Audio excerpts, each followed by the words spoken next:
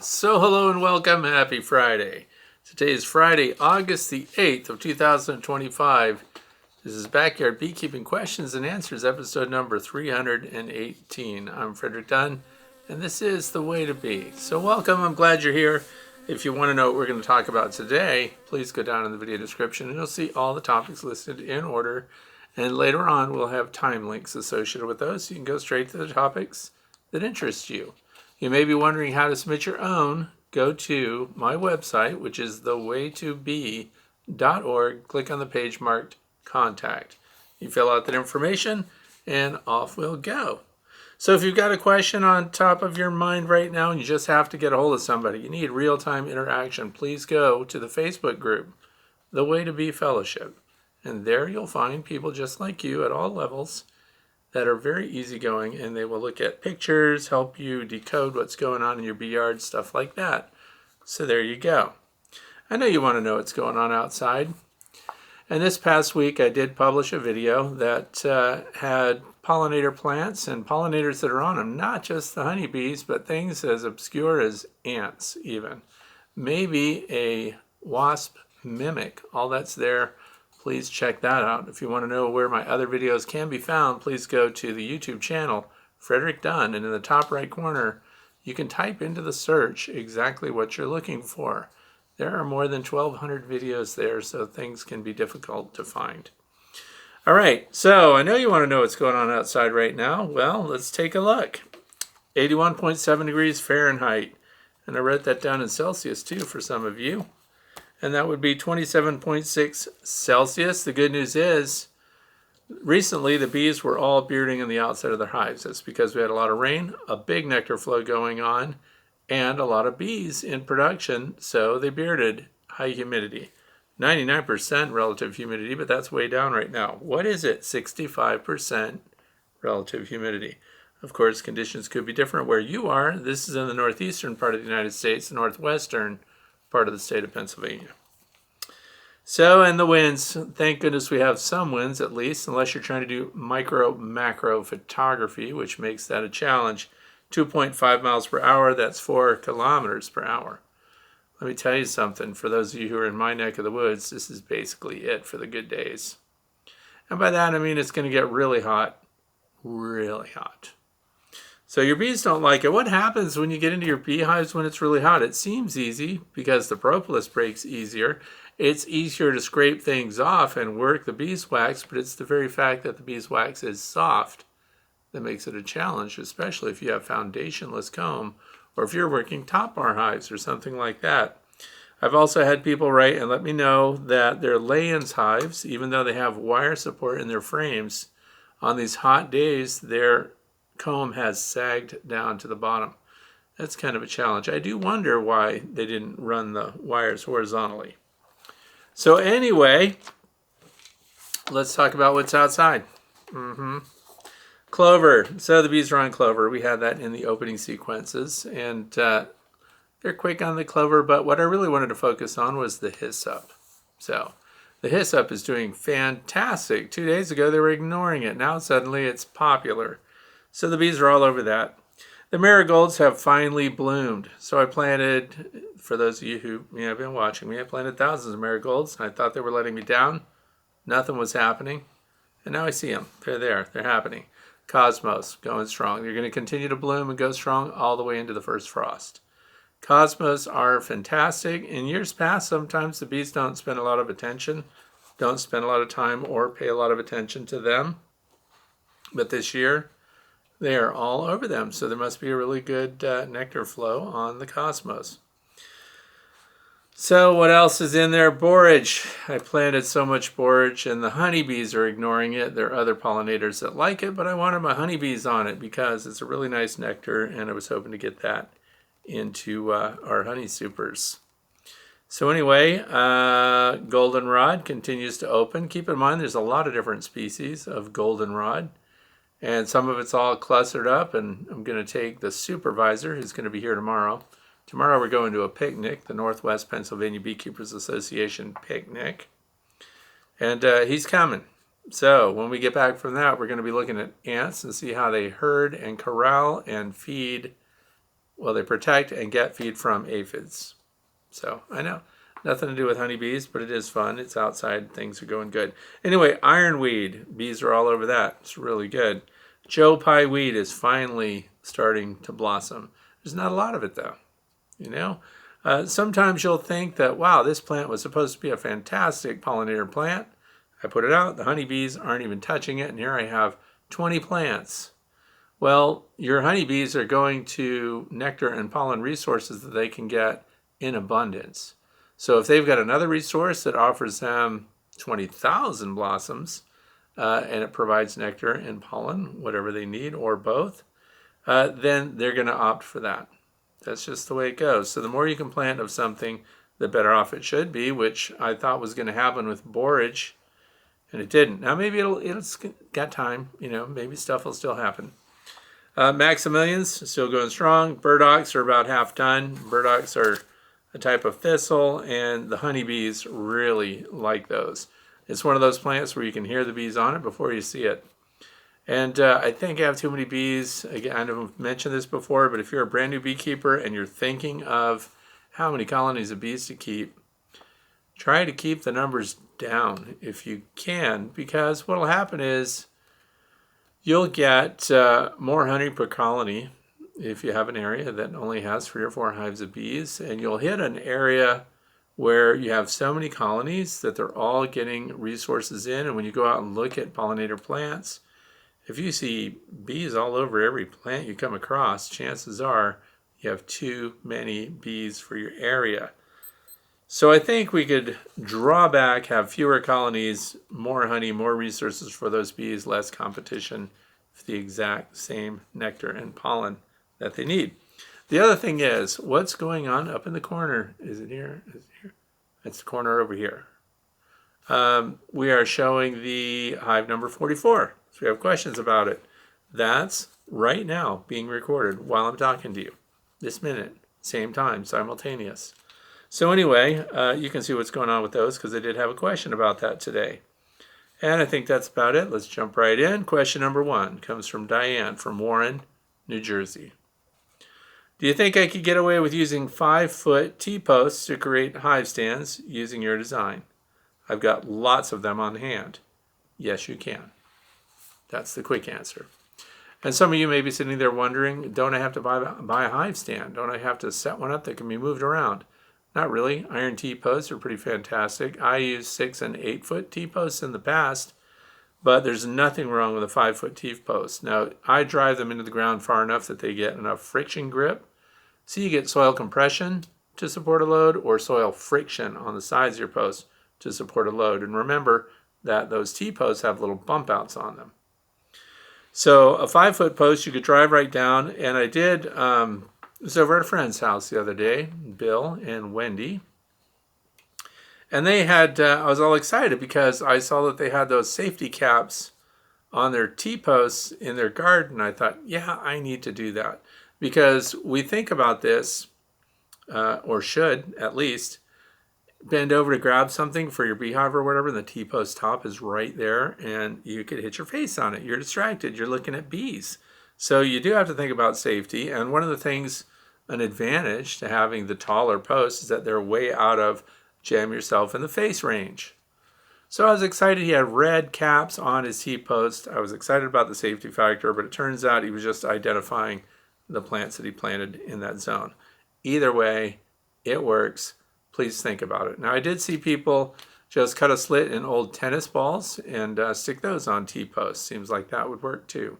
So whatever, just please think about that. And if you don't know what we're talking about with a T-post style hive stand, please go to my page, Frederick Dunn, the YouTube channel, right side on the little search area. Just type in hive stand T-posts. It's all there, all the parts, everything. Metal conduit, easy to do. So that should take care of that. But yeah, you can use them. It just puts that strike down in. The other thing is, one of the reasons I used to like that they were up higher is because I could run rope and things like that across to hold things down. Not that important. They actually kind of got in the way more than they benefited me. So yeah, absolutely. Let's move on to question number 2. Question number 2 comes from Cheryl Voller 4231, which is the YouTube channel name. What happened next? Did they survive? Did they collect pollen? Was the queen mated or a virgin? I have so many questions and need to know. The next episode, please, please, please. Okay, we're talking about hive number 44. We put out a video, what was it, the 13th or the 14th? So 13 and 14 July. I collected a swarm, and in the swarm we had multiple queens. So I separated out the queens because I like to see, do the bees favor one over the other? And sometimes you'll even find a little cluster of bees on the ground next to a swarm, and it's just weird. Why would they be there, and why aren't they joining the rest?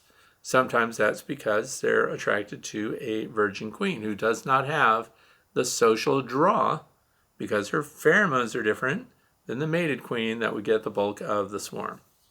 So what I did was I hung that clip with that queen on a fence. She eventually gathered a tiny collection of bees. We put them in a small nucleus 5-frame hive, and that's what you're watching right now up in the corner. That's them today. So did they survive? Yes, they did. Did they do a really cool propolis entrance that shrouds their normal entrance to the hive? Yes, they did. They're the only colony in my bee yard that's done that. Are they bringing in pollen? Yes, they are. Why are they bringing in pollen? Because there's brood. Why is there brood? Because the queen got mated. And that didn't happen straight away. So when am I going to open that hive and do an inspection to see what's really going on? Well, around the 20th of this month. So we have to be patient about these things. When you have a newly installed colony of bees, don't jump the gun and harass them too much. But what I do look at is the landing board activity, which is what you're seeing right now. And I like to see that they have guards on deck, because sometimes when they've lost their queen, they lose their incentive to invest in the colony anymore. So they're guarding. They're not overly defensive, by the way, because I can sit right there, right next to it, 2 or 3 feet from the landing board, and just sit in a chair and watch them. No problem. So they're doing good, and I'm excited to see it. So along with Cheryl, anybody else that's concerned about that, first of all, watch the video. I hope you do. The thumbnail of the video has a queen in a queen clip up in the corner. It says rejected, because that's exactly what they did. In fact, when I first got the queen in the clip, I couldn't get any bees interested in her. She was just by herself. They treated her like any other bee. Now, in the absence of the other queen, because I installed her in another hive, and the bulk of the bees went in and part of them stayed out, then more of those bees collected around the queen that I made the assumption was unmated. That's the only reason I could think that she would be ignored. Not ignored now. Things are going good. The big fun is going to be the big interest point if they can get themselves together, and I think they can, in time for winter, in a small colony, a small box. By the way, keeping them in a small box, like a 5-frame nuke, is very important until they start to build. So you have to do your bee math and make sure that once she starts to lay, when they're brooded up, when those broods start to emerge, that's the point when they have a population increase. That's when we'll start to expand it. And I'll expand it by adding another 5-frame nucleus hive on top of that, and we'll continue to track them But you know what? Those are some different bees. They are interesting. They're propolising everything. Some people think that, wow, there must be, they weren't saying carniolans, maybe they were Caucasian bees, because they are known to propolize, do a lot of propolizing. Commercial beekeepers have phased that out, so they bred against propolizing because it just made a gummy mess, because keep in mind they do automated honey harvesting and everything else, and you don't want propolis all over everything. But if you're a backyard beekeeper like we are, then we want the propolis, even though it's going to be a pain. But we want the propolis because it's proven to be extremely healthy. So my guess is we have an extremely healthy little colony there. I have no idea what the genetics are because we are all hybridized here. I do buy in if I'm getting a queen from somewhere.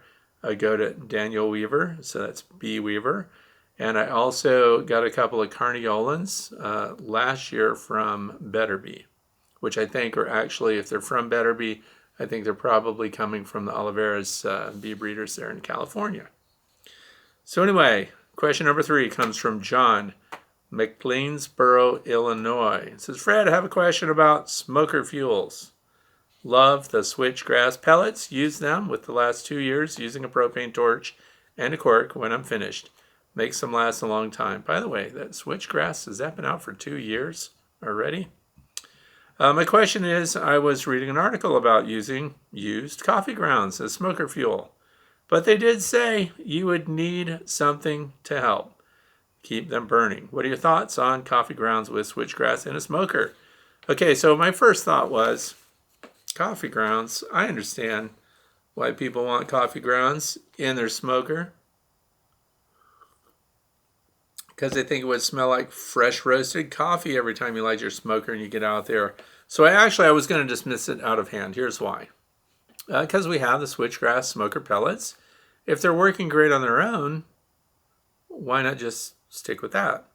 And by the way, if you're listening, and you are, and if you're watching, then I highly suggest you get Northwest Pennsylvania Beekeepers Association switchgrass smoker pellets. They come from Ernst Seeds. It is a fundraiser, and it funds our educational programs for beekeepers.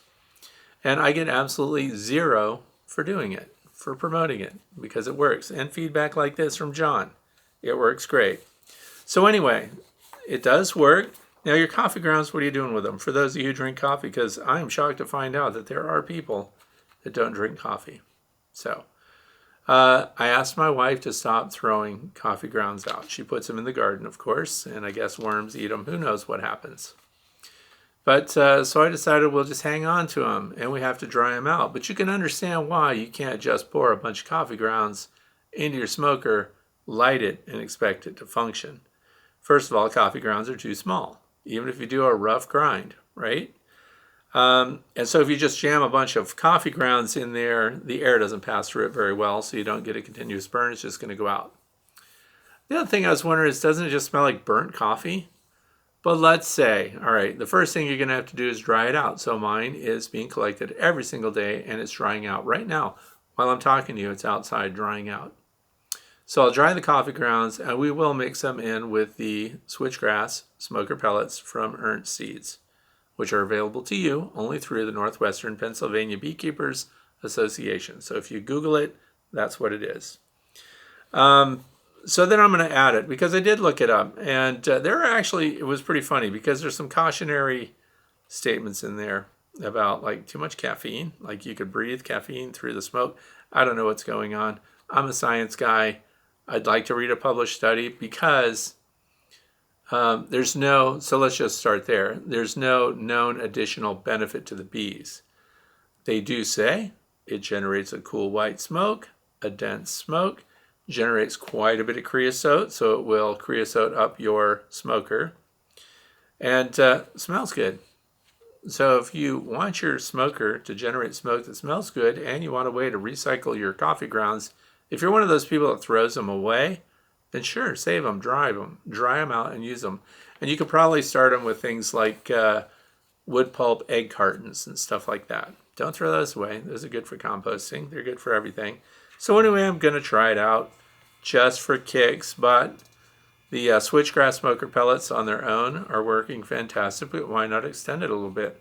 And if it adds a little more smoke, but keep in mind, when we mix in those coffee grounds, we're cutting down on the amount of air that's going to pass through those big smoker pellets.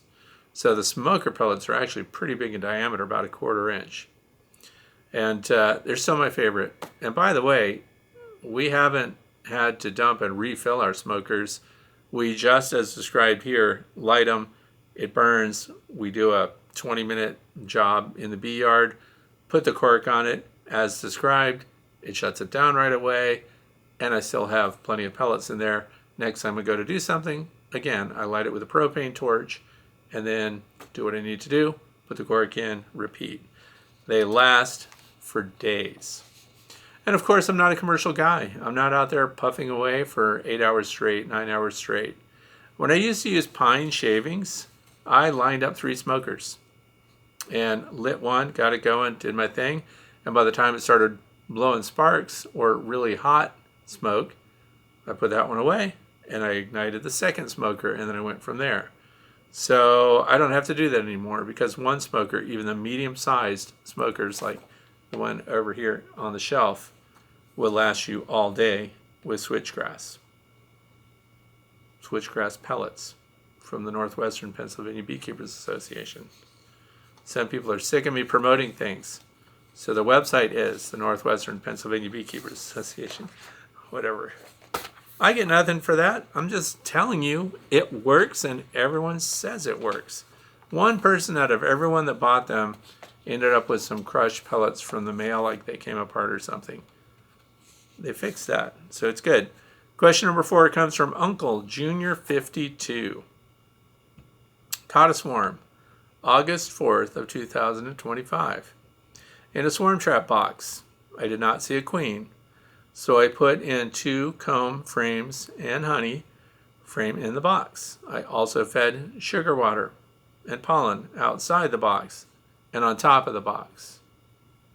The swarm stayed outside the box for 4 hours eating, and then they all went in the box. I'll go to shut the door in the AM, or maybe reduce the hole. I'll relook for a queen. I looked in the box. All 5 frames are covered with bees. So there are a few things here.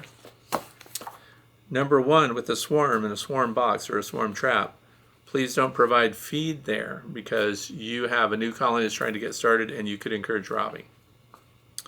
Until they're in their final location. Once they're in their final location, if you have a hive top hive top feeder, that's what I highly recommend you use to help get them going.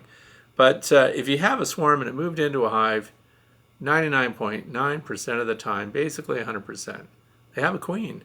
It's the only reason they're there. The colony on the fly, when they're bivouacking and they're looking for a new location, they've got a queen with them. If, for example, because I've done this many times, one of my very first cinematic assignments was swarm behavior. And what would happen if you collected a queen out of a swarm and then you set up all these video cameras all around them, the sounds they made and everything else.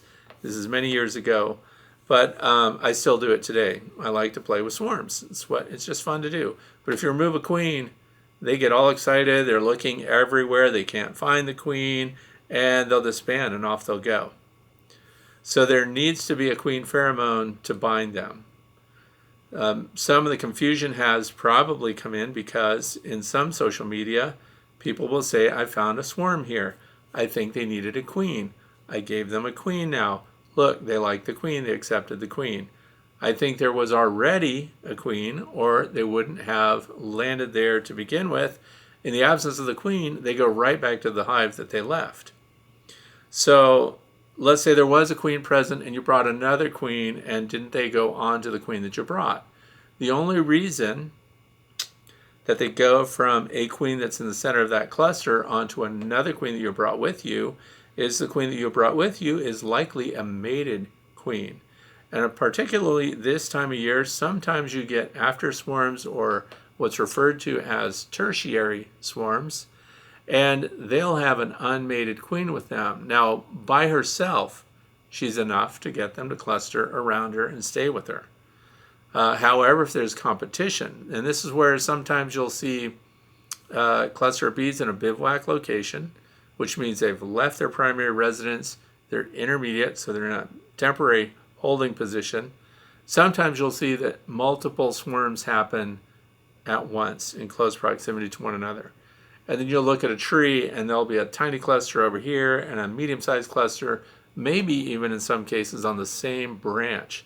And as the time passes, they kind of merge together, particularly if they're out overnight.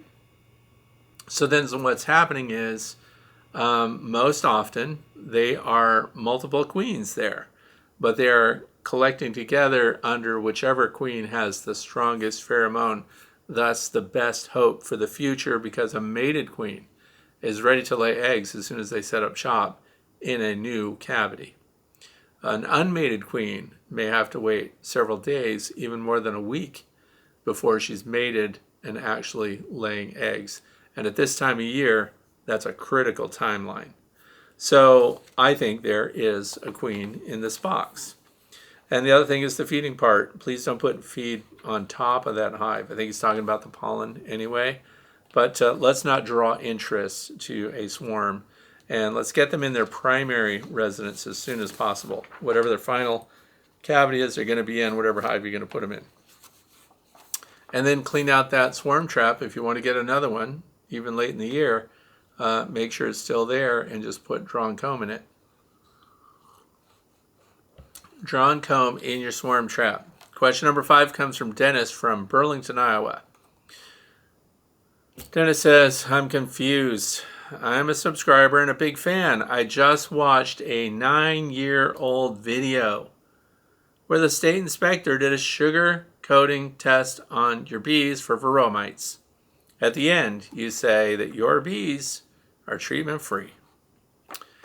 In watching your most recent videos, you talk about treating your bees. What has changed your mind? Because the old video was a testament to not treating your bees, as they only found one mite.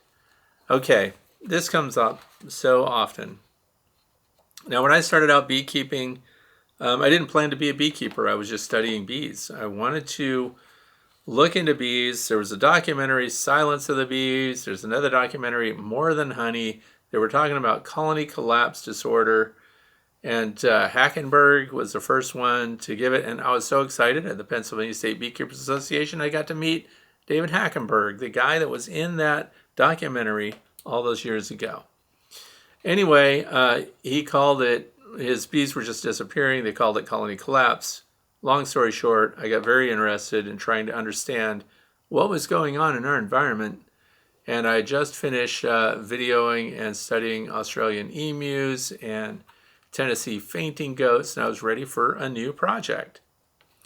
So I wanted to video these bees. Now, once I started hanging out with the state inspector for the Pennsylvania Department of Agriculture, I was doing video and photography of the different conditions that we were finding in apiaries, backyard apiaries, sideliners, and stuff like that. And he suggested that I keep my own bees. That's how I got started. So rather than running around trying to see everyone else's bees in their own apiaries to see what the conditions were and what they're facing as far as potential disease, and one of the very first ones I went to had American foul brood, by the way. Moving on, I got my own bees, 2006, but I didn't want just any bees. See, I'm kind of a holistic guy, kind of a tree hugger. So I tried to find out about who's doing treatment-free bees. Now keep in mind, I'm brand new to beekeeping, just studying the bee and people who keep them. So what I found out was there's a Weaver family, Daniel Weaver, who keeps bees in Texas, who was willing to go with survivor stock. In other words, let bees that required treatment or that were overwhelmed by varroa mites, removing them. So they started segregation, right? So colonies that had low varroa mite counts over here. Colonies that had met the threshold of too many varroa mites in them over here. And this meant reducing their operation by a huge percentage. So if you haven't seen it, I hope you'll go to their YouTube channel, which is Bee Weaver, I believe, and see Daniel Weaver talk about his beginnings, because he's a very interesting guy. He's an entomologist, he's an attorney, He's an academic. He has all these backgrounds, and he's a generational Weaver family guy, a beekeeper guy, right? So genetics. And kind of went against the grain even with his own family about treatment or treatment-free. But he went the treatment-free route. And so that got my attention. So those are the bees I want. That's what I want to do. I don't want to have to treat anything because it just doesn't feel right. So the question about what changed, I'm getting there as quick as I can. I'm in a rush. And so what happened was I got those, but I couldn't get packages of bees from them. So this meant I had to kind of do advanced things early on as a beginning beekeeper. And so I got packages of bees, but then I had to wait till they get established. Then I had to fly in the queens, and I had to re-queen my colonies. So then I would have treatment-free bee colonies. Okay, so we're talking 2006 and 7, early on. So then what happened was, of course, we have to count mites. So we're doing alcohol washes and stuff like that. And there are a lot of people that do not like and do not want a state inspector coming to their property. So my point is, more information the better. And by the way, that state inspector is the reason I'm keeping bees in the first place. He's the one that told me to keep bees. He's the reason I'm here right now. So thank you, Kent Castor. I'll name him. Why? Because he retired just this last year. So anyway, when a bee inspector comes to your property, you have a wealth of information right there. If you're like me, I'm a prober. I like to know what's going on with everyone. Whatever your job is, I'm going to ask you a million questions. So I want to know about bee inspectors. What are you seeing in other apiaries? What's working? What's not working? What are the trends this year? What's happening? And as he would unload his truck, about the third time he inspected me. So every year or two he came around. And he would always ask, do you want me to do mite counts? I said, yes, I do. I want you to count every single hive. But of course, back then we're talking 14 colonies, not 43. So anyway, I would make him do the inspections. Why? By the way, when you get a bee inspector that comes out to your property, I can't wait. We have a brand new bee inspector. I have never met her. I've seen her. I heard a little bit about her. I think she got her degree from University of Illinois. And she's here now in Pennsylvania. She's covering our zone. I cannot wait for her to come up and inspect my apiary. Why? Because, see, we got the guys crossed arms. We don't need the man in our apiary. Yes, we do. By the way, this is a woman. So when she comes over and she asks me, do you want me to look into every hive? Yes, I do. Because, see, there, she's going to have to open up all the hives. So what am I going to do? I'm going to stand there with my phone. I'm going to take pictures. I'm going to ask questions. She's going to get into hives that I don't even want to get into. I cannot wait for her to open my ivory beehive. I can't wait. It's going to be the best. So I digress. Anyway, my mite numbers were really low. So my counts were low. I had nothing but that stock. And by the way, they were super sensitive. In other words, I didn't get the hot bees that a lot of people talked about. And so there are a lot of things to understand when you're trying to go treatment-free, because it sounds good, it feels good. And then you talk to these big people in the bee industry that say backyard people are doing nothing. That's a waste of your time. But it's kind of like every little bit helps, and it does feel good. And if I'm not treating, right, I'm having mite loads, but they are surviving the mites. So this is key too. So in my inspections, very low mite counts, and in that one, he had a hard time finding any mites in any of my hives. Good news.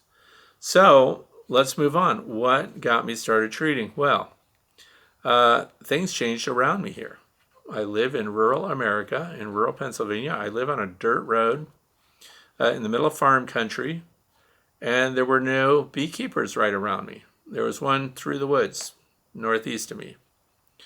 And so I wasn't having anyone meddling with my genetics. So I naively thought, I will set swarms out constantly. I will send out drones and my genetics, because this stock is good stock. And I'm going to flood the area, and every spring I'm going to let my bees swarm, and I'm going to, again, interact with the genetics in my area until I arrive at this kind of homeostasis of survivor stock that I have. That every time you generate a swarm, you just lost your genetics. My bee weaver queens went to who knows where. So then I have residual genetics, but I'm also doing this in spring, which means I have winter survivor stock, which means I have good stuff going on. So that's my logic. I'm just explaining it all. And the other thing was synthetic treatments or miticides. No way. I was at the point back then where if I had to put Coumaphos and things like that into my beehives that's going to be in the wax and everything else, can't use it when you have honey supers and things like that, I'd rather not keep bees. That's the way I thought about it. Now, it might be stubborn or whatever. So the thing is, they came out with softer organic treatments for mites. When you start to see your mite numbers go up, now I was losing quite a few of my bees every winter, but not so much different from what those who treated were losing. In fact, some of the people that treated their colonies lost more than I did treatment-free. So it looked pretty darn bleak. Why treat if you're going to have treatment-free and treating bees kind of the same? The magic number was a cycle of about every 3 years with a colony that would build up, the colony would fail. So if this is a staggered thing, you're not losing 100% of your bees. So it kind of built up. The third year in a colony, all these issues were concentrated. And then eventually, let's say that colony was a winter dead out, and then you would think, well, that's not bad because I have these other colonies, plus I can get swarms and things like that. So the colonies that were 1 year old, 2 years old, would generate strong swarms in spring, and I would cycle those back. So I wasn't getting these 3-year colonies through their third year very well. We were just kind of leapfrogging with the newer colonies being responsible for replacing my losses, if that makes sense. So this is why record keeping is really important too. So anyway, there were so many people in research, so many people that I respect, that I understand the logic, that almost looked at you like you didn't have a lot of wits about you if you weren't managing a Varroa destructor mite that is in fact attacking your bees. So the more I learned about that, then what really changed it was when oxalic acid was approved. So when oxalic acid became approved, and it was sublimation, so I had the little pans, little thin ones. You put so much oxalic acid in there and you can put that in. Now, remember when oxalic acid first came out, it was knocking the mites out. It was, you did a couple treatments, you look at your bottom board, and that's why I like screen bottom boards and removable inserts. You see dead mites. So you see a mite drop within 48, 72 hours after that treatment, and it's significant. So why weren't those mites showing up in my counts? That was annoying to me because what the oxalic acid was taking out mite-wise was not showing up in mite washes of nurse bees. So see how we learn through the years. So if you think you have no mites, and you want to go treatment free. So there are lots of ways to manage that, to get them under control, to get the mites down without treatment, but it's through integrated pest management. And then you can still end up with mites that hit treatment levels. The other eye-opener for me, and why I currently treat when I have a colony that has a problem, and in some cases, if there's enough drift going on with all my colonies in my backyard apiary, I have slowly started to treat the entire apiary as one giant extended colony, because the drones are going everywhere. The foragers are blending with foragers from other colonies. Bees go, and by the way, when your bees are bearding on the outside of a hive, and you get out there really early in the morning and it's really cold, and by really cold I mean like this morning it was 63 degrees. You can go out there with a marker and pick a color for each colony, the really big ones. And the bees that are sitting really still, their little feet are there, they're all in a row. Make one colony the pink colony and send your grandson out there or granddaughter or anybody that has to do what you tell them, and have them put a little dab of paint on every thorax on that colony. And don't use that color on any other colony. And then you're going to see, now we put green on this one over here and fluorescent blue or something else on the other ones.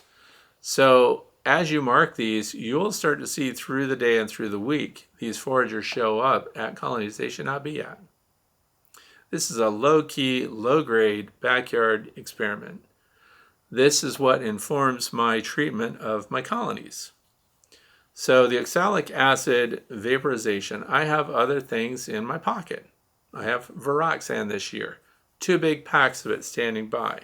I have Formic Pro still in the packs, 10 feet from where I'm sitting right now.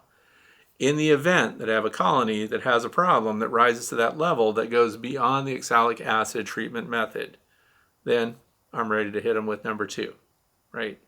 To make sure that the colonies are healthier going into winter. Now, this is where I got into a real problem. If your only goal is to keep roughly the same number of colonies year after year after year, it's like an accordion. In spring, you have a die-off, and then they'll come back to you. If you end up, then you collect swarms and everything else, but you notice your numbers of colonies remains the same. But remember, you've also brought in a bunch of swarms, but your number of colonies has remained the same, which indicates a pretty good loss rate. So the fact that they do reproduce so quickly that they can have multiple generations through the year means that it can appear outwardly that this apiary is holding its own, that it has the same number of colonies year after year, they're doing great. But it's that die-off and then that refresher, and don't forget the 3rd year on every colony that's treatment-free often hits a critical state where eventually they just die through winter. So, and I don't even know what the buildup is. I don't have the ability to test beeswax. I used to get all involved in, I want to send off the beeswax, the old brood comb and things like that. And you would find out that Coumaphos, for example, still shows up in honeycomb for beekeepers who have never used it. Think about that. This stuff persists for a very long time.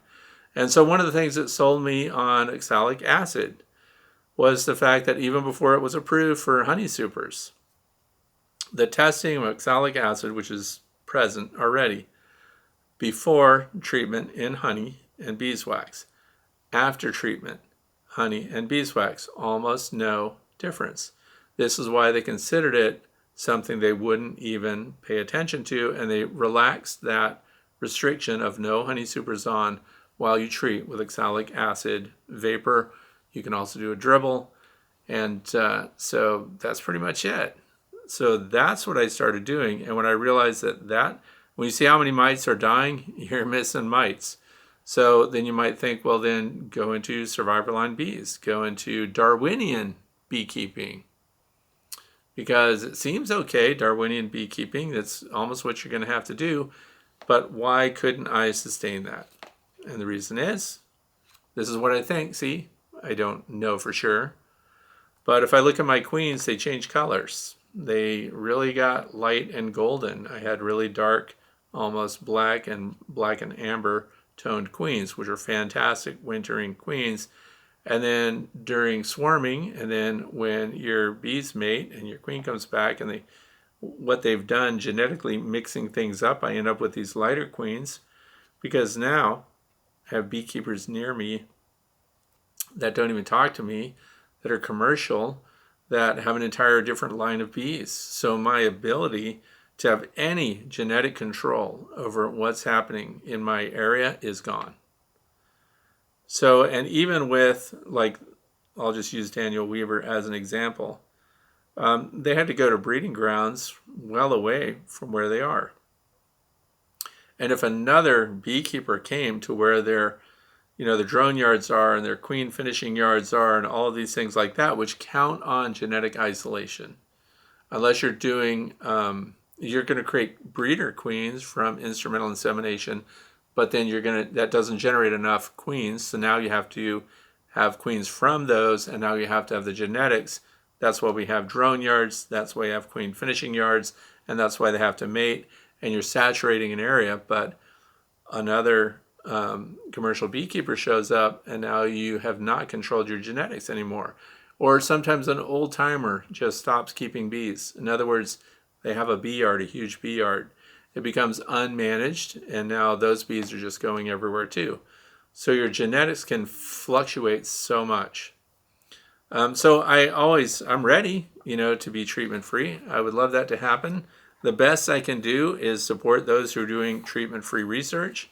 I was very happy because when I was taking courses at Cornell, and they had a list of viable, proven, treatment free lines of bees, the Purdue ankle biters are in there, all these other strains of bees were in there. The Bee Weaver line was not there, was not mentioned. And then most recently, Randy Oliver did a talk about that, and he did mention Daniel Weaver. And I believe he published that in the American Bee Journal. So they're getting recognition now after all these years and all those losses, and being ready to stand and only deal with treatment-free survivor stock bees. So that's why I support them, by buying their queens. And so I reach out to other people to buy queens if they've done really good genetic isolation and stuff. Look at the size of these operations and the number of colonies it takes to get down to what is going to make those breeder queens, which are very, what I want to say is genetically expensive and expensive to get and have and use. And so in some cases, it might be 30 colonies out of 1,000 that qualify for that. So then I start to understand, yes, I understand why these people say a backyard beekeeper doesn't really have a big impact. So all we do is manage what we have in front of us for as much as we can, for as long as we can. And I know that I would not have passed my program work at Cornell to be a master beekeeper if I did not have a treatment plan. You have to have one. Maybe it's different now, but it wasn't then. Because the point was, if you don't treat your impact, this is the part that sets on me too. The impact of being a treatment-free beekeeper is that you really still have to manage everything, and you have to be ready to cull a colony that's loaded with mites, because we are impacting beekeepers all around us. So if we could get everybody to be responsible and do IPM and do genetics the way survivor stock, the way people are supposed to do if you're trying to go treatment-free, if we get everybody to do that, that can work. We're not in the Arnott Forest here. We are in a place where people buy bees just willy-nilly from all kinds of places, whatever's going to get them the most honey. Because my colonies do not produce huge amounts of honey. They just don't. So there are all these trade-offs at play, and I realize I'm muddying the water, and if you're a new beekeeper, the bottom line is I try to give guidance on both sides of the fence. From 10 years experience, being treatment-free, the accordion, losing, hiving swarms, filling my stock back up, losing bees through winter, spring comes, swarms, expand them back up. I never lost all of my bees. I never lost more than 50% of my bees. But that's how I arrived at where I am. And let me tell you, when I started treating for bees, it was the first year I had 100% survival. I saw a significant difference in overall colony vigor. And that is just by getting the Varroa destructor mites down and removing those pathogens that they carry with them, the virus loads that they carry with them. I want you, if you're considering that, to look deeply into what's really happening to your colonies under the stress of the Varroa destructor mite. And we can't get rid of the mite 100%. So the long game, genetics. Backyard beekeeper, you have to manage what you have. So that's my opinion. Just trying to tell you how to go. So for Dennis, I understand the confusion because I have viewers that are treatment-free people. They stick to that. And if you can do that without hiving a single swarm, and if you can do that without doing anything else with your genetics, by bringing in swarms and new queens and engaging the environment and getting away from other beekeepers, I think you're living in the sweet spot. Life is good for you. I no longer have that here. So I'd be happy to get it back. Question number 6 comes from Nancy, Nazareth, Pennsylvania. Watched a video this week of a very experienced beekeeper putting his extracted frames in the open outdoors for the bees to clean up. I have always put extracted frames right in the freezer for a few days, saving them for the spring. Isn't putting extracted frames out in the open inviting robbers? Or is that what I should be doing? I don't worry too much about the frames being cleaned up. They're going back to the bees in spring anyway. So we're talking about spring and winter and all that stuff. This is a recent question. So anyway, robbing stations. Let's talk about that. So the other thing is, why would you put your frames of honey in, or drawn or extracted frames in the freezer? Because once the frames, I don't like them to go straight to storage, like right out of the extractor into the Hive Butler totes. When I put them out of the frames into the Hive Butler totes, then there's still a lot of honey on the surface of it because we extracted them. So there are a couple of options. Well, there are many options, but one is to take those frames and put them back on the colony you took them off of. Let them clean them up 24 hours, get them back off before they start to backfill those cells. So that's one way of having the colony that you took it from. They can clean things up, and then they're kind of good for storage. Because the reason that frames that get put into the freezer, mostly that's a concern for cut comb. So if you're cutting comb and it's capped honey in little squares, usually it's 4 inches by 4 inches or 2 inches by 4 inches, and there are a lot of ways to do it. I've done, Ross rounds. I've done basically even the foundationless frames, and then just cut it out that way.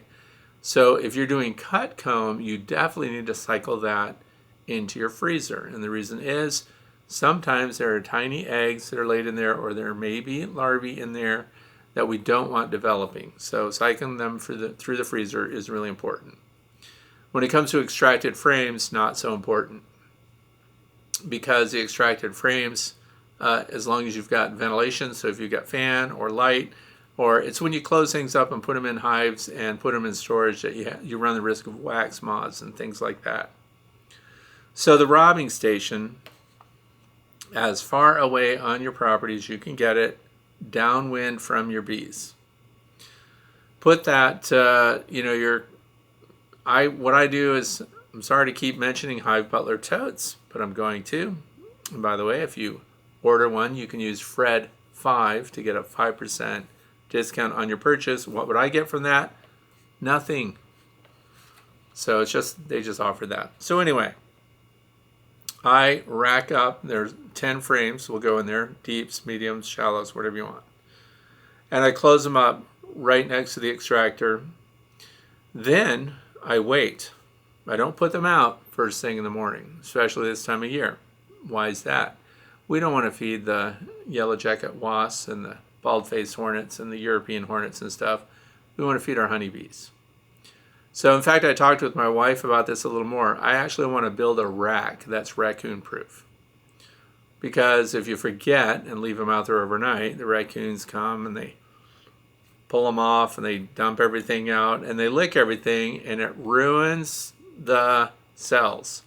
You have a bunch of smashed up cells because they licked it all clean. So anyway, if you can make some kind of rack that's away from raccoons and possums and stuff that wants to raid that stuff at night, put them on the ground. Raccoons and skunks are going to get them too.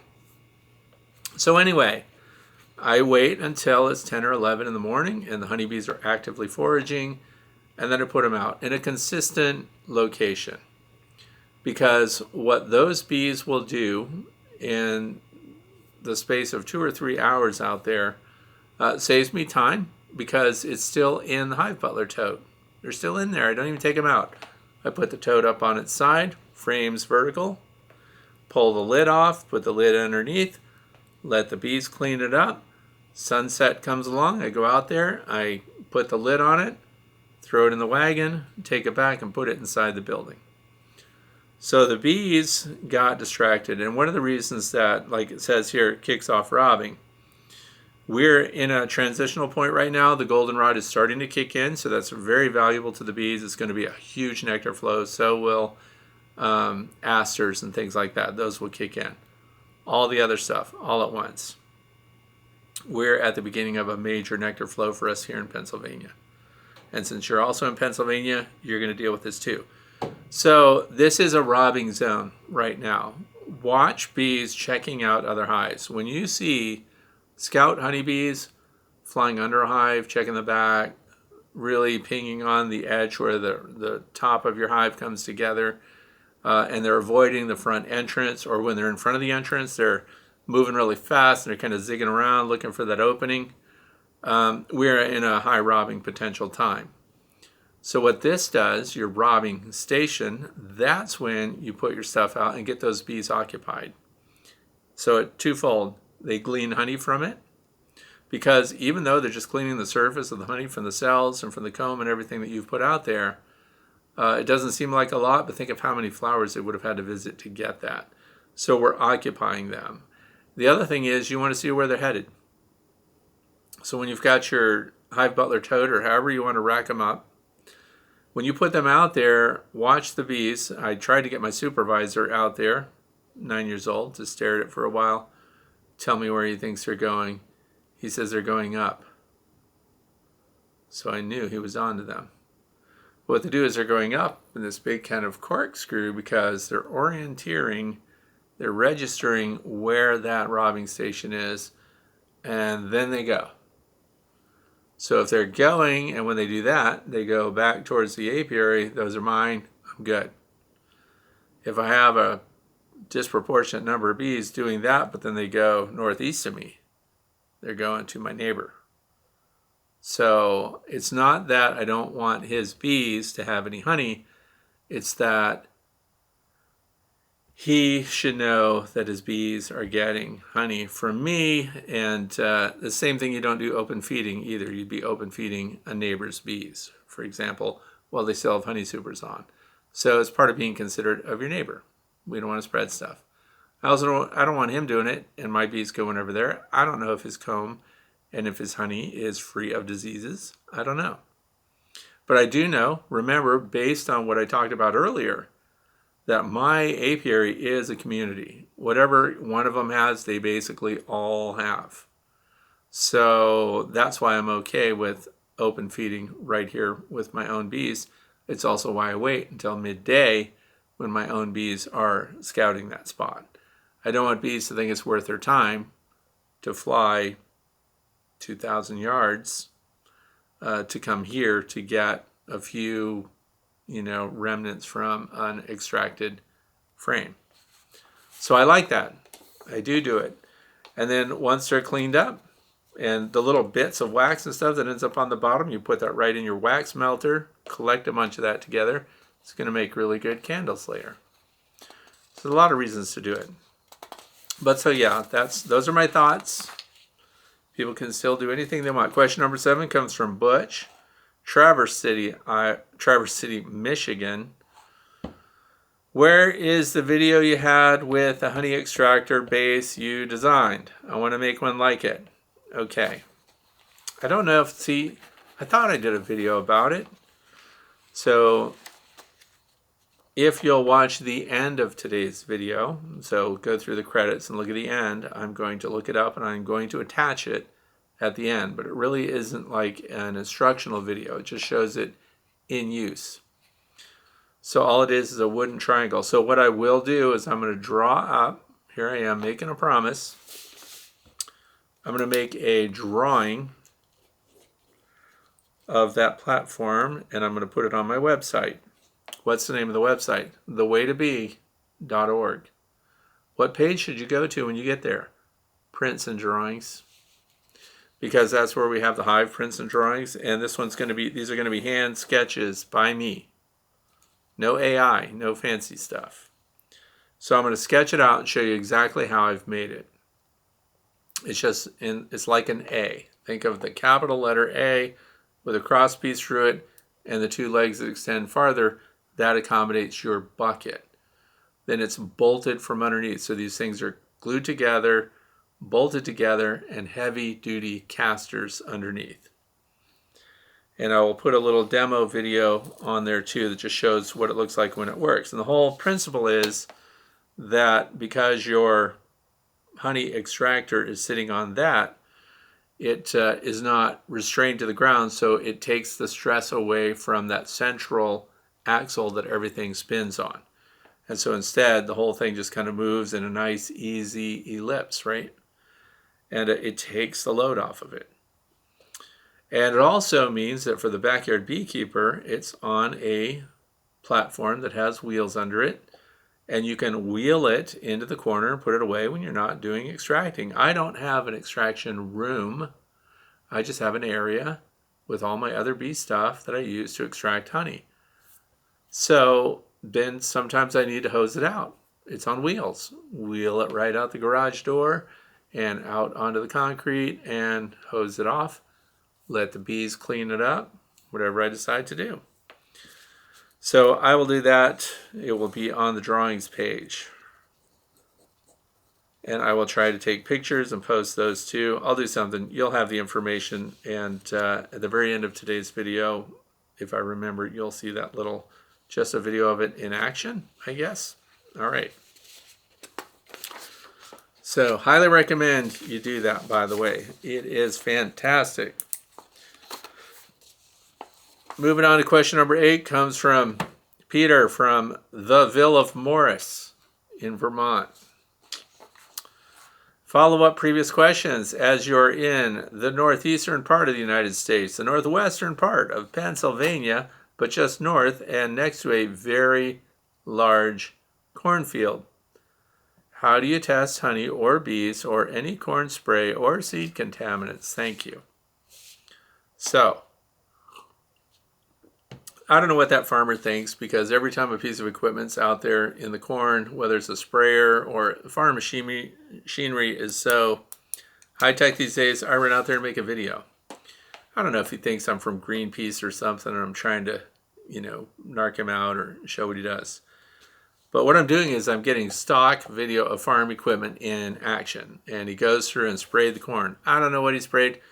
These farmers today are so big, you don't get to talk to them anymore. There used to be a time when the guy that owned that field had a dairy farm. There were 8 dairy farms on this road, 8 family farms. There's 1 left. Because somebody came through and offered him a ridiculous amount of money for his farm. Well, actually, that's not the way it went. A guy pulled up in a pickup truck, the farmer that owns these hundreds of acres at the time, and he said, "Hey, want to sell your farm?" And he goes, "Yeah." And he just made up some fictitious number that was so astronomical nobody would buy his farm. And then the guy just drove away. So he thought that settled that. So anyway, what happened was the same guy comes back like a week later and says, "I'll make that price. I'll buy your farm." They sold the farm. That guy bought the farm. They left. To this day, the farmhouse is empty. Well, it's not owned by the person that owns the farm, because the same person that bought that farm bought several farms all up and down the highway here. And so we don't get to talk to these people. So as far as what they're spraying, the other thing is they used to have to put a sign at the end of, next to the road. When they were putting down seed, they would name the seed or something. It would be Monsanto, whatever. And they would also list any herbicides or pesticides that were being used. Something must have changed legally, because you don't see those signs anymore. And I don't get someone to talk to. I do see that guy sitting in that field for long periods of time while he waits for his tractor to recalibrate, and waits for it to get a satellite connection, and waits for the software to update before he can do anything. And apparently we're not too far from having tractors do this. Not here. It's only a 300-acre area. But these large expanses, they have tractors that are going to be like Teslas. They program them, they tell them what to do, and the tractor has no farmer in it. It just goes and does its thing. That is modern farming. So I'm glad I shared that part with you, because I stare at things, I study things, I pay attention, and stuff costs way too much money. So as far as the pollutants, the toxins, what are my bees getting into? A lot of people might be interested to know that your bees do get corn pollen. And I did participate in testing, and my test came back really clean. So I'm not too worried right here for my bees, but keep in mind, how far are your bees? My bees are flying for miles in every direction. So the good news is, well, it's good and bad. These farms are not farming. So it's crop farms, corn and soy, corn and soy. That's it, which I would like to see change. I miss the days when they had, the other farmer, he was interested in forage for his cattle. So sometimes he had alfalfa out there. And if they had alfalfa, my bees are going to be all over that. So anyway, I participated in pollen studies. So that's what we did. We collected pollen every single week. I collected plant samples. So the entire plant heads. So here's the farmer field. Here's Fred's property right next to it. I took samples of the entire plants that were adjacent, like within just a couple feet. And so definitely getting sprayed, definitely part of the soil treatment and everything else. There was a time where the wind was blowing, and that farmer, whoever was working for him, drove a herbicide system down the line, and it went way into my property and took out 3 trees I had just planted, and that was substantial stuff. I have no idea what they sprayed on there. It was pretty devastating, and nobody to talk to, because, a couple of trees, what do they care? So anyway, all my stuff came back clean. I submitted the pollen, got my printouts. I was very interested in the study. University of Vermont was part of it. I believe they sent the pollen to Cornell for testing. And so all my stuff, they were interested in neonicotinoids. Neonicotinoids, which people call neonics, systemic pesticide. New York State banned them. So I was told Pennsylvania is headed the same way, where they will ban them also. I don't know what Vermont's doing, and since Peter's in Vermont, maybe he can find out what's going on up there, but I know that those beekeepers up there were not happy with what they found in their pollen. So that was interesting stuff, but it also was a feel-good thing. And if you want to know, for example, where you live in the United States, what the pesticide loading is, you go to a website, by the way, Beescape, beescape.org, beescape.org. Put in your location, see what the pesticide loading is. My numbers are way low here, so I don't know what they're using, but the pesticide loading is very low, so that makes it good. So the contaminants are not bad. That was the good news. Question number 9. Tom Philpott, TOMPHILPOT 3249 YouTube channel name. Any suggestions for books about honeybees that would be appropriate for preschoolers? Are there some better for boys or girls? Thanks. So that's today's thumbnail. Those pictures, that fine artwork is from... We should bring in the supervisor and have him do his book picks for the week or the month or the year or whatever. This is the book. If you're an elementary school kid, or you're trying to get people interested in bees at an early age, because child psychology plays. Look at the size of it. It's kind of proven that kids, when you say, go get a book and I'll read it to you, when they're 4 and 5 years old, the size of the book makes a difference. So these little tiny books, nope. So this is a top-rated book. So for those of you who are listening, it's by Candace Fleming and Eric Roman. Honeybee, The Busy Life of Apis mellifera. And what's really good about this, aside from the fact that look at the awards they've won, this thing is full of fantastic illustrations. So these are paintings. Looks like maybe they used acrylic on these. Pretty good stuff, but the write-ups are just enough to keep you turning the pages, but this has a high wow factor for little kids. Kids love to see pictures. And they want you to explain it to them. So you have to use the bee voices and stuff. So this was an easy one to make this recommendation. For those of you in the past who I've remarked to that my grandson checks out books from his library about bees and he fact checks them. And when they're wrong, he's not very happy about it. And I have to say that if you're being fact checked by a 9-year-old and your book doesn't hold up, that is a book to avoid. So anyway, this is a great book. I'll say it again. You can get it on Amazon, anywhere you want. For those of you who don't want to just Google it and find it, Candace Fleming, Eric Roman, Honeybee, The Busy Life of Apis mellifera. I'll put a link down in the video description. This is a standout. Head and shoulders, wings and thorax above all the others.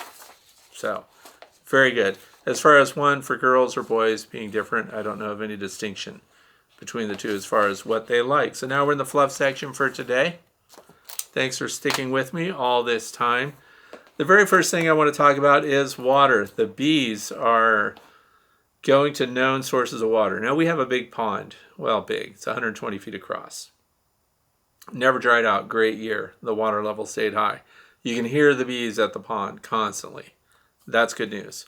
We also put out water in pans. I did a quick study because I wanted everybody to do my survey, which is on my YouTube channel. And if you go to the survey there, it's still live, but of course it's tapered off. The predominant response was it made no difference what the water that people were putting out for their bees, no difference what it's in. Now that's very different than what I'm seeing right here.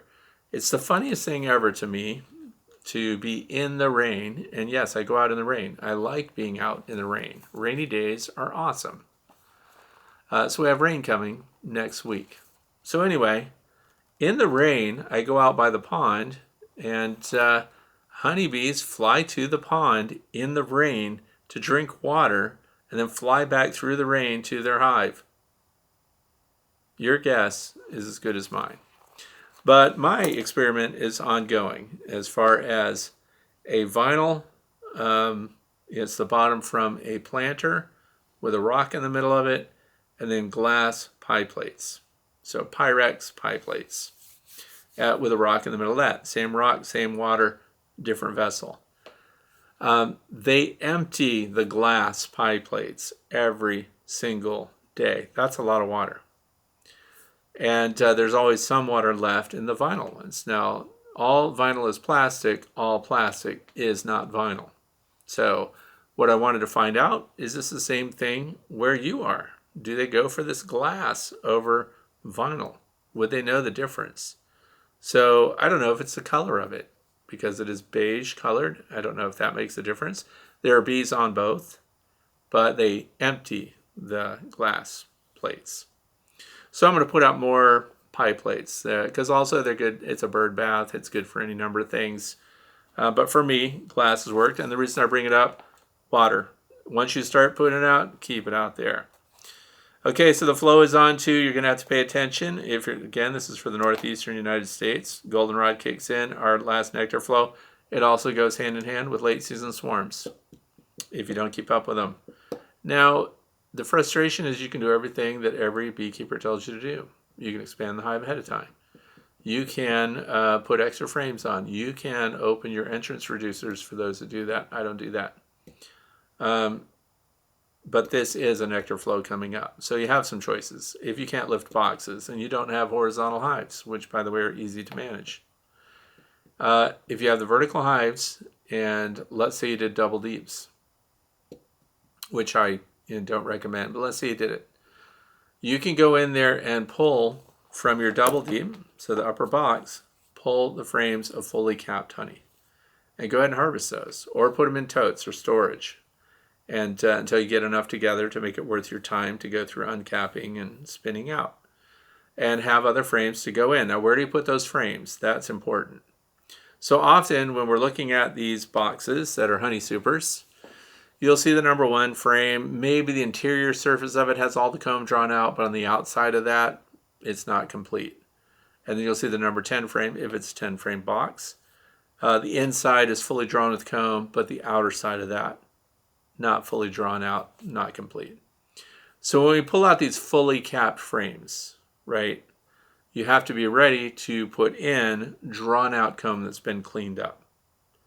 So we'll take these out number 1 and number 10 frames, or number 1 and number 8 if you have 8 frame boxes, put those dead center and put your almost full frames all the way to the outside. Because it's not like brood. If this is a brood area, we want to keep them in exactly the same order. We're trying to keep the brood together, make it easy on the bees. They've arranged everything in their own special way for brood, kind of keep them clustered together, right? When it comes to your honey super, put your empty frames with drawn comb in the middle because they're going to backfill those again first. So this way you can harvest frame by frame. It does require that you get into your hives about every 11 days during a nectar flow, but it keeps the bees working. The other thing is, let's say you open your hive and it's wall-to-wall, which we have the situation right now, unfortunately, wall-to-wall honey, right to where they've attached to the inner cover, and even that little burr comb there is full of honey too. You pull it off, honey drips everywhere. By the way, when that happens, you do a little twisting, you see the honey's dripping everywhere, close it right back up. Twist each box a little bit and realign it, because that breaks all that intermediate comb between those boxes. And then go and continue your inspections on another hive and come back to this one. Because while it's closed up, your bees will clean all that up inside, then you can come back to it. You can even do it the next day. So then you go to the next hive, and then you can do those inspections and remove any honey that you want. But now it's wall-to-wall honey, and you're not ready to extract. So you're willing to super, you're going to add another box. Lift off the top box that's full of honey. Put your box that you want them to fill just under that. So that would be the number 2. If it's a 2-box hive right now and you're adding a box, the one that's full of honey goes on top. The next one, your honey super, goes underneath of it. If they're moving some brood up into that second box that you just put up on top, then you can't rely on them not putting brood in the box of frames that you're putting up now that you want them to process and fill with honey. You may have to use a queen excluder, verifying that your queen is down in that bottom box, just so you don't have brood in your honey super. So in a perfect world, it's a deep box, it's a medium super that has a little bit of brood in it, but then there's a honey bridge, and then the box you put on top of that does not get brood in it. Unless you're one of those people that puts an upper vent, upper entrance, something like that. I don't do that. I have a single entrance, no top venting.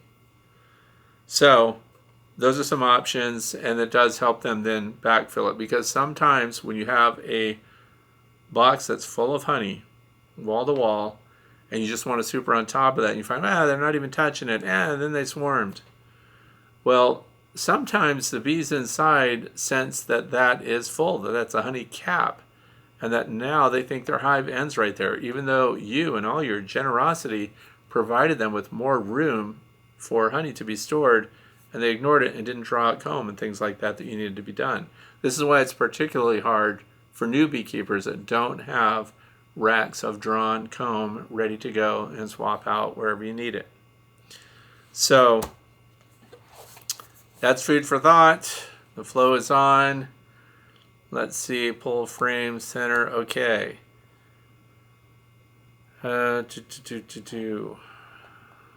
Wait till noon for cleanup. We already talked about that. 2 queen video for the keeper's hive. People have been asking about that. Don't blame you. You've been waiting. It's been late. Had visitors here, and we set up the 2 queen hive system.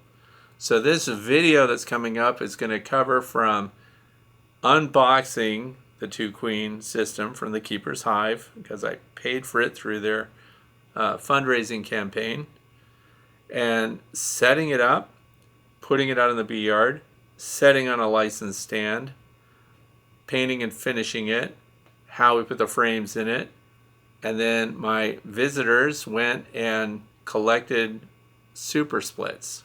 I did my super splits from one side, she did her super splits from the other side. And so now we have all these bees representing 6 colonies, composing 2 colonies, each with a queen on each side, and it is in service. It's going. It's kicking. So that's coming up. We are going to finally put that video out there. And another thing that I often fail to mention is I want to thank the people that are my patrons. So the Patreon members. Keep in mind that this channel, you never have to pay for a membership. I do not make you watch advertisements or get interrupted by advertisements mid-reel. All the ads run at the beginning or the end, or if you stop and start. So those patrons I really appreciate, because that money, 100% of donations to this channel, gets cycled back to equipment that I use to produce content for you. So I want to thank you for being here. I hope that you learned something today that was useful, and I hope that you can handle the heat that's facing all of us ahead and that your bees are doing well. Also, thanks for being here. Have a great weekend. Thanks for watching.